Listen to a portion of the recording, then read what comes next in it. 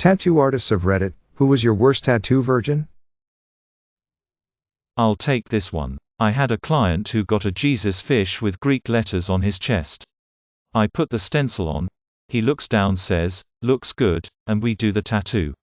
Guy sits like a champ through his entire first tattoo. I finish up after about 45 minutes. He checks it out in the mirror and immediately goes pale, starts to sweat and sits down. Dude looks at me and says, "It's backwards."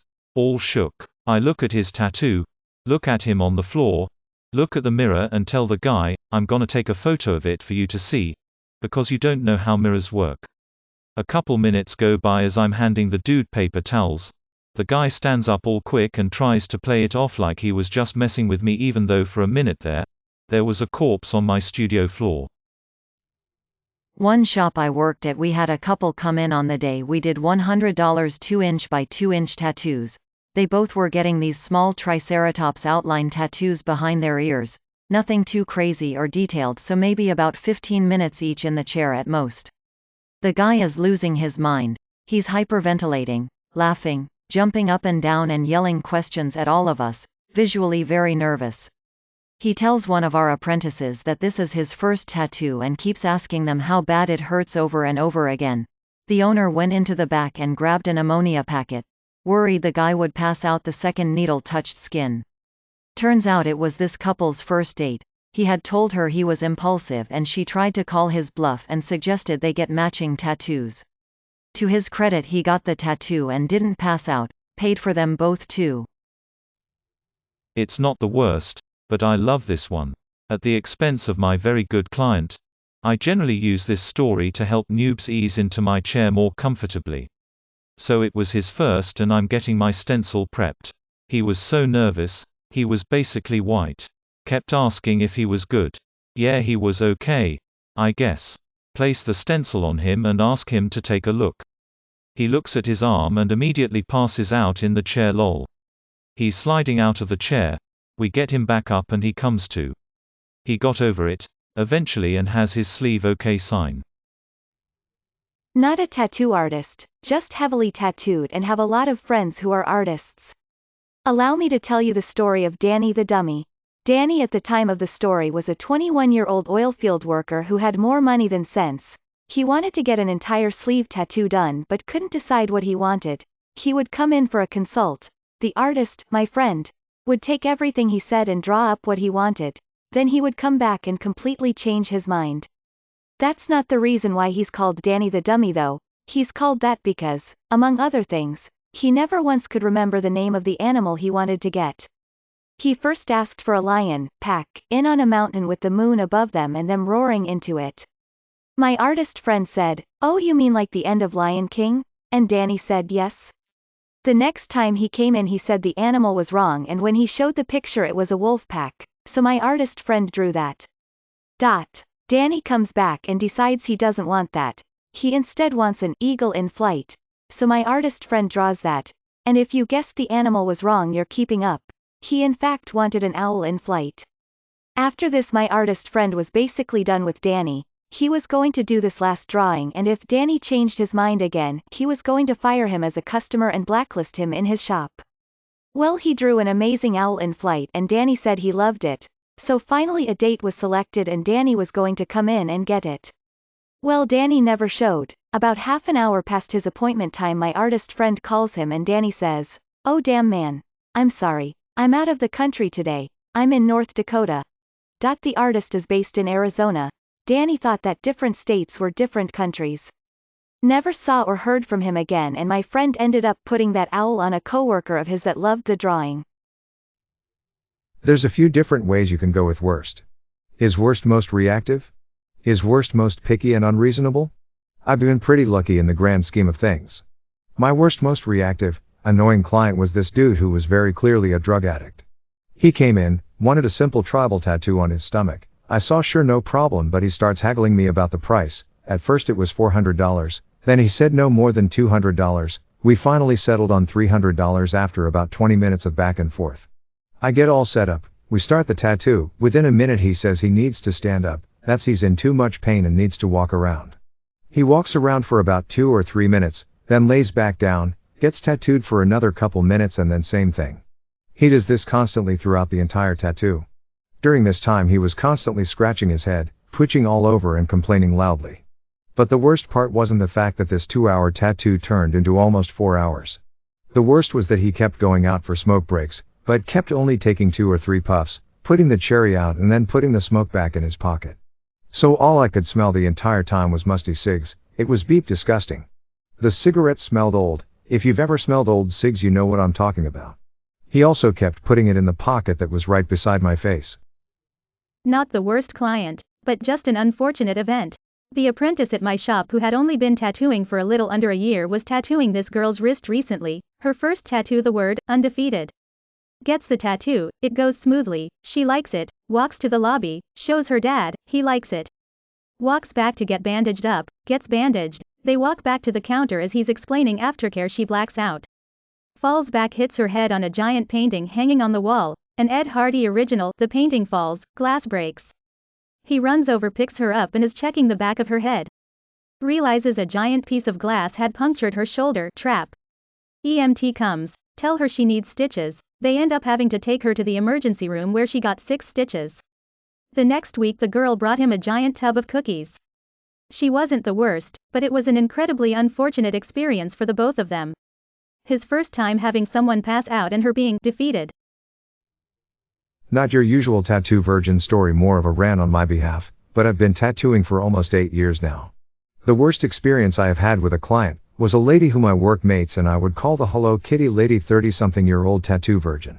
So essentially the design we were working on was Hello Kitty riding a pink dragon, half sleeve, shoulder to elbow. Now I specialize in Japanese tattoos, which for the initial consultation she expressed how much she loved my style of Japanese dragons. So here's me thinking, sick, I can smash this dragon out the park and just put a Hello Kitty on the dragon, easy peasy. Booked her in for a full 8 hours day.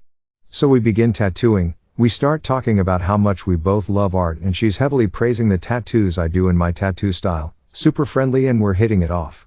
She's talking kinda loud, which I take it's because she's understandably nervous, meaning my workmates can easily hear her speaking as well. Fast forward to our 20 minutes lunch break, I finish eating and so I walk out to front reception where one of my workmates tells me, hey man, I was outside having a smoke with your client. Not too sure if she knew I was an artist as well, but she was real upset with how the tattoo's going.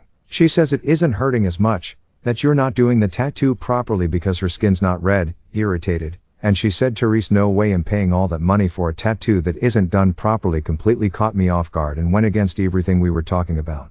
So when we came back to tattooing I made sure to be overly reassuring, letting her know exactly what I was doing and why I was using certain inks which she'd insist were too light of a shade of pink, but I knew this pink was going to heal exactly the way she wanted it.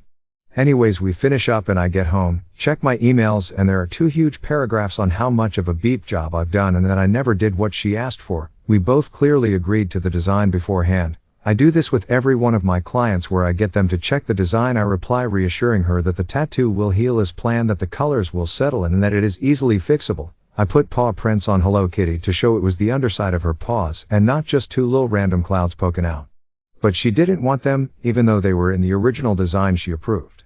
No worries, I gray-lined them so they'd be super easy to fix. She replies with another long paragraph on how I should tattoo and listen to my client's wishes, which I don't reply to because at this point I know she is overreacting and it's her first tattoo.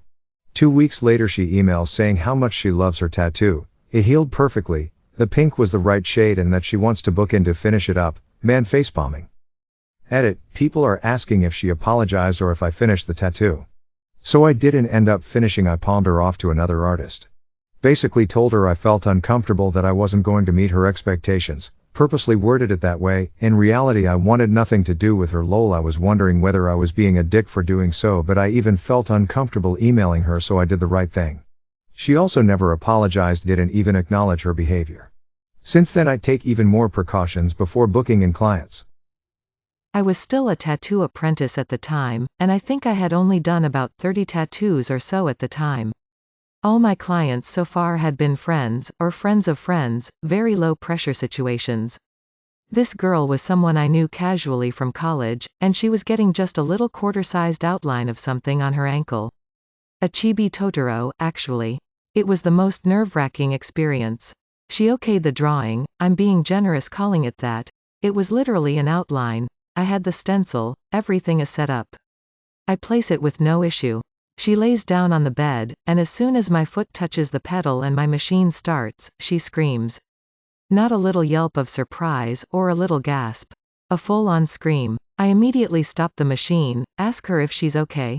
Yeah, I'm fine, it's just a scary noise. Okay, I understand, it's loud, it's intense. I try to soothe her and say that she won't have to hear it for more than 10 minutes. But as soon as I turn on the machine again, she screams again. My nerves are shot, my heart is pounding, and at this point I'm telling her that maybe she shouldn't get tattooed today. Or possibly ever. No, it's fine, just tattoo me through it. Alrighty then. I turn on the machine, cue a small shriek, and go to make one line. She immediately squirms across the table, yanking her foot away. This back and forth ensued for another 20 minutes. I go to tattoo her, she's screaming, she's writhing on the bed, she keeps physically wrenching her body away from me. The needle hasn't even made contact with the skin yet. But she's still arguing with me. Just do it, I can handle it, I don't want to leave without a tattoo. At one point, after half standing to physically hold down her foot, I make a little line. This line is literally the size of a sewing stitch in a jacket. It's 1 centimeter long. But she bursts into tears. I entirely give up on the whole tattoo. I told her she clearly wasn't ready, it's not a big deal, and she can just come back to finish it another time. So I bandage it up, it's still a wound, after all, and she goes on her way. The whole thing was excruciating. Ironically, she did come back and get it finished a few weeks later with minimal fuss. Edit. I thought this would get buried, but since that's not the case, I do want to address some things. Getting tattooed, even a little one, can be terrifying, and I don't want to diminish anyone's anxiety or worry about it. A permanent change to your body is always a big deal. However, in this case, she seemed to be playing it up for the friend she brought with her. He had stepped into the front room to check his phone or something, and she started to really act up, and then would look over to see if he noticed. My mentor was with me during this whole process, and she was trying to let me handle it on my own, but she actually stepped in towards the end to tell my client that I could not tattoo her with her behaving this way. I was so new that it didn't occur to me I could refuse to keep going. I also suspect that that's why she came back and got it with no big deal. I insisted that she come alone.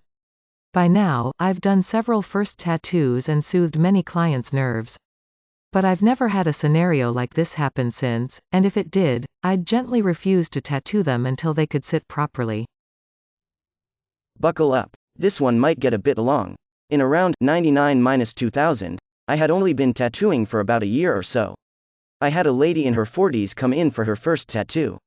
A walk-in butterfly on her left shoulder blade. She was a server at a sketchy strip club in town, and was pretty haggard. She also had her 16-year-old son with her. We get about 20 minutes into what should be about a 45-minute tattoo, and she says she needs a break. Now I know better than to leave a client alone when they need a break, but I was pretty green, so I stepped out for a smoke. When I came back in, she was standing up, bent 90 degrees forward at the waist, with her face on my workstation. As I get closer, I see that she's standing in a puddle of her own urine, and is passed out standing up. She's leaning forward with enough weight on her face to keep her from falling to the floor. Her son is frozen in his chair and doesn't say a word. Fortunately, she's wearing a skirt, so she didn't get her clothes all soaked. I get her conscious again and she says she needs to go to the bathroom to clean up. During the approximately 20 minutes she's in the bathroom, I mopped my floor a couple times and got everything good to go if she was still feeling up to finishing. Again, now I just tell her to come back another day, but I was pretty new. I just wanted to finish, get paid, and get her the hell out.